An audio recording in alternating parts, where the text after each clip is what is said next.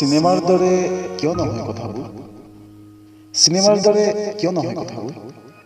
এটা বিশেষ সংগীতৰ লহৰত নায়কৰ আগমন, হঠাৎ তেজৰঙা ফাইট, বতাহত ভাহি ৰোৱা সেই নিৰ্দিষ্ট ছোৱালীজনীৰ চুলিকোছাৰ সৈতে ৰোমাঞ্চ। ৱাহ, কি মজা! চিনেমাৰ দৰে কিয় নহয় কথাবোৰ?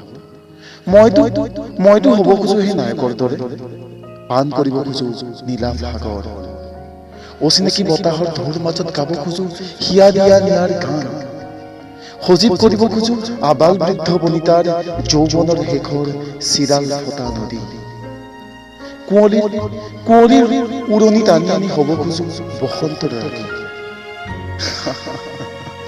চিনেমাৰ দৰে কিয় নহয় কথাবোৰ? বৰদৈ চিলা হৈ সোমাব খোজো কাৰোবাৰ প্ৰেমৰ বজাৰত, হাকু যন্ত্ৰণাৰ খেতিলিত পাৰ কৰিব খোজো নিদ্ৰাহীন ৰাতিৰ চটফট, বোৱাব খোজো বন্ধুকৰ নলীৰে এখন ৰঙা নদী, কোলা শগুনত চালা বেইমান পৃথিৱী। আনিব খোজো সেই ৰামধেনুখন, যি ৰং হেৰুৱাৰ ভয়ত ডাৱৰীয়া কৰিছে ফৰকাল আকাশ। গোমা আকাশৰ দুখবোৰ নিব খোজো এজাক ধুমুহা হয়, দুখীয়াৰ প্ৰজালৈ আনিব খোজো এজাক হেঁপাহৰ বৰষুণ। চিনেমাৰ দৰে কিয় নহয়?